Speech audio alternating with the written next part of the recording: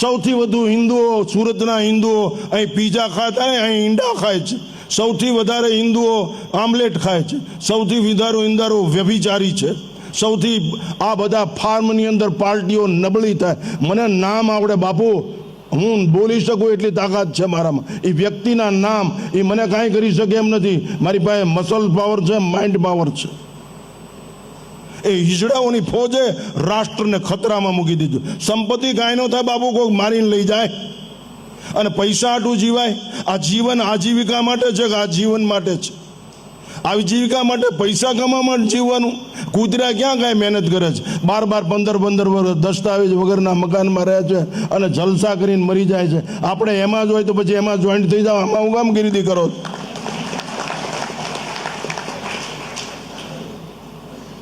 તમારી જાતને પૂછો, આ લારી ઉપર કોણ હોય છે? એ શેનું કેવું બન્યું? આહાર શુદ્ધો, સત્વ શુદ્ધિ, સત્વ શુદ્ધો, ધ્રુવા સ્મૃતિ. આહાર શુદ્ધ. અમે બાપુ એની સામું જોતા નથી. મારા સેવકો અડી ન શકે બાપુ, હાથ પગ ભાંગી નાખું. એટલી તૈયારી હોવી જોઈએ. સાધુ કઈ મોક્ષ નો આપી દે, માર્ગ બતાવે. ચાલુ તમારે પડે.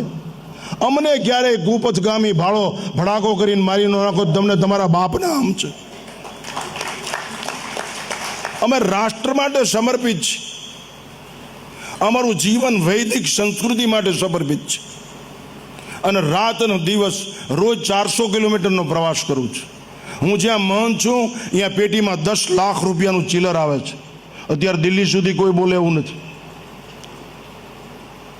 અમે પૈસા ભેગા કરવા નહીં, અમે માનવ જાતનું, પ્રાણી માત્રનું ભલું કરવા માટે સાધુ થયા છે. પૈસા ભેગા કરવા માટે. પૈસા તો મારીને લઈ આવાય. જીવન પૈસા માટે નહીં, જીવન પ્રેમ માટે છે. પ્રેમ. Love is always one way. અપેક્ષા રહિત નિર્વ્યાજ પ્રેમ છે. તમને પ્રેમ તો કેસ કેમ થાય છૂટાછેડાના? અને હવે નવી ફેશન નીકળી, ભાઈબંધીમાં લગ્ન. એનું ઇંગ્લિશમાં કાંઈક છે, મને કાંઈ આવડતું. ભાઈબંધીના. અરે મરી જાવ, એની માને પહેલાં ઝેર ખાઈને મરી જવું જોઈએ. આવી પેદા શું કામ કરો? દેશની મા દઈ નાખે એવા ને. આ અભદ્ર વિધાન હું સંન્યાસી હોવા છતાં બોલું છું. અમને અંદર દાજે છે. તમે સૌરાષ્ટ્રવાસીઓ સુરત માર્યો છો, આની મુહૂર્ત બગાડી નાખી. આ સંતોની ભૂમિ છે. આ સૂર્યપુત્રી તાપ્તીનો કિનારો છે. તમને આ માટે પૈસા આપ્યા છે બ્રહ્માણી અને ઉમૈયામાએ? તમારી પાસે તાકાત નથી. તમારો ગ્રસ્તાશ્રમ છે કે હોટલ છે? તમારા ઘરની અંદર પ્રકાશ કેમ નથી? આ વીજળીનો પ્રકાશ નહીં, આચરણનો પ્રકાશ. દિવ્યતા, ભવ્યતા એની મેળે ઢસડાઈને આવશે બાપુ. અમે કાંઈ મહેનત નથી કરતા, ટોયસ્ટી જીવી છે. હું મોટામાં મોટી શૈક્ષણિક સંસ્થા ચલાવું છું બાપુ. અંદર અવાજ ન થઈ શકે, કોઈ અસામાજિક તત્વ કરી શકે નહીં. મારા આશ્રમનો ડેલો ખુલ્લો હોય ને, ન્યુસન્સ એ ડેલા હમું જોઈ શકે નહીં. એને ખબર જ હોય કે ઘરે આવીને મારશે. છે એવી છાપ, છે એવી ધાક તમારી પ્રજા ઉપર. તમારી પ્રજા તમને ગળચી દબીને મારી નાખે. રેસમાં હારી જાય, દારૂમાં હારી જાય, માંસમાં હારી જાય, મદિરામાં હારી જાય, વેશ્યાગમન હારી કરી જાય. તોય તમે એમ કહો કે બેટા સુધરી જા. અરે મરી જા. આના કરતા પથ્થર જન્મ્યો હોત તો કોઈક ગરીબ માણસની દિવાલમાં કામ આવે. રાષ્ટ્ર એવું સ્વીકારતું જ નથી. હમણાં વાત સાંભળીને તમે, કીર્તન સાંભળ્યું, મનુષ્ય તું બડા માન, તું જો ચાહે પર્વત કો ભી ફોડ દે.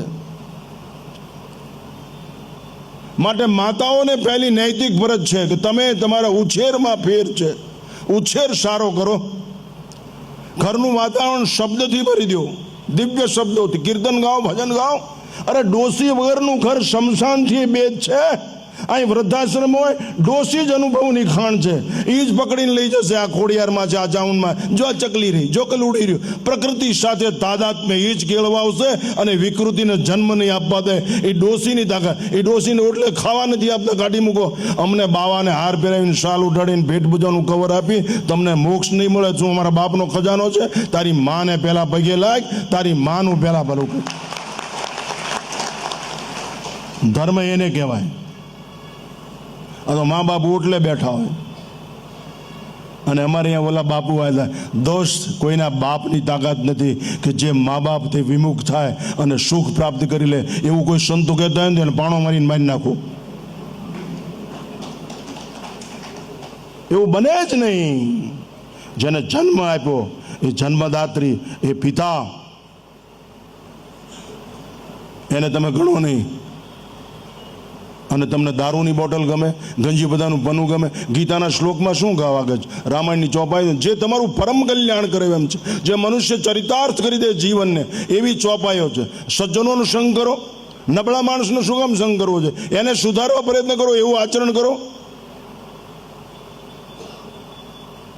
મારી પાસે કેટલાય સાધુ એટલે ટર્મિનન્સ, ભાવનગર ટાઈમ, અહીંયાથી ટ્રેન પાછો. મારી પાસે કેટલાય ખૂની માણસો આવે.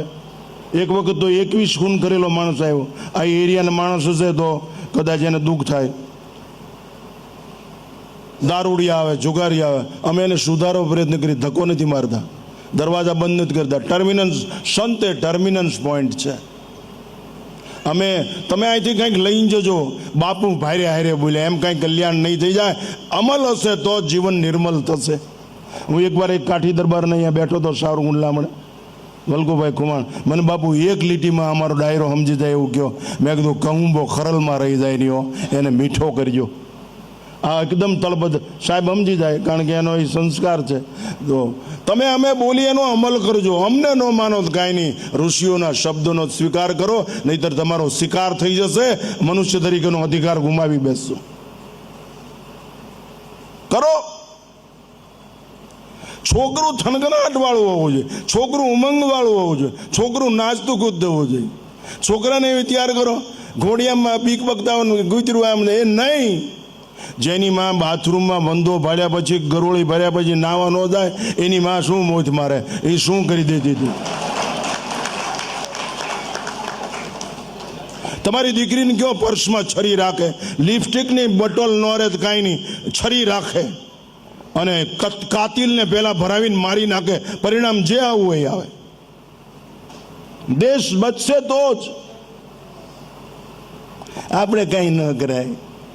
રણછોડને કઈ લે દૂધ લે, બા કે શેરીમાં કૂતરા કરડે, આલા મરી જાવ ને આવા હું કામ પેદા કર્યા.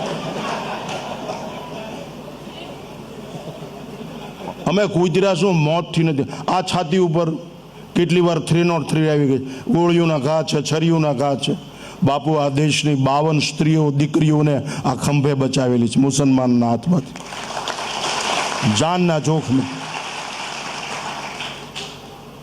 અમે તમારી સામે હોશિયારી નથી. અમે કોલેજમાં ભણતા, અમારી પાસે કોઈ દીકરી આવીને ઊભી રહી જાય, કોઈના બાપની તાકાત નથી કે એનું નામ લઈ શકે. ઘરે જઈને મારી નાખી. મારી એમ નહીં, મારી નાખી. અમને જેલ આ ભૂમિની અને આ મહેલ આ ભૂમિના અમારા માટે સમાન છે. જો રાષ્ટ્ર બચતું હોય તો ફાંસીનો મંચ મજૂર છે. મોક્ષ ન મળે તો કાંઈ નહીં, અમને ભલે ફાંસી મળે. અમે આ રાષ્ટ્રની વિચારધારા ઉપર ફિદા છીએ, ફના છીએ. અમારું ગાંડ પણ જ આ રાષ્ટ્રની વિચારધારા ઉપર ફના જ ફિદા છે. માટે માતાઓએ ધ્યાન રાખવાની જરૂર છે. બાળકોનો ઉછેર જ એવી કરો. ડોસીને ઘરમાં રહેવા દો, એ મંદિરે લઈ જશે, એ પ્રકૃતિ સાથે થાય. આ તો કઈ ડોસી ગમે જ નહીં. ડોસી નો ગમે, રાંધવું ન ગમે. અત્યારની બાઈઓને લાપસી રોટલા આવડતા ને શું આવડે? પીઝા ને બર્ગર ખાઈને ગરડિયું થઈ ગઈ, એ શું ગમે કરે? પાણીપુરી ખાઈને મરી ગઈ, શું કરે? આ જે દેશની સ્ત્રી આરિસા સામે અડધો કલાક ગુમાવે, એ દેશનું સૌંદર્ય શું ધિક્કારને પાત્ર છે. એની પ્રજા નિર્માલ્ય અને હિજડા જેવી થાય. અત્યારે બમ્પ હેડ ઉપર આટલા છે, એ પહેલાં હતા જ નહીં. આનું કારણ તમારો ખોરાક છે, એટલે જ આવા છોકરા જન્મે છે. બમ્પ હેડ ઉપર કેટલા ઉભા રહે છે? આમ કરીને 10 રૂપિયા માગે. જોયું તમે? એટલા પહેલાં હતા સાહેબ, હતા એટલા પહેલાં. અત્યારે આવી ગયા. તમારો પાપ છે. હું મારા કુટુંબમાં, મારા પરિવારમાં 39મો યુવાન સંન્યાસી છું. 39મો. અને 39 RSS થી ઘડાયેલા, 39 રાષ્ટ્રપ્રેમી, 39 ધર્મપ્રેમી, સંસ્કૃતિ પ્રેમી, ખુલ્લું જીવન, બોલ્ડ લાઈફ.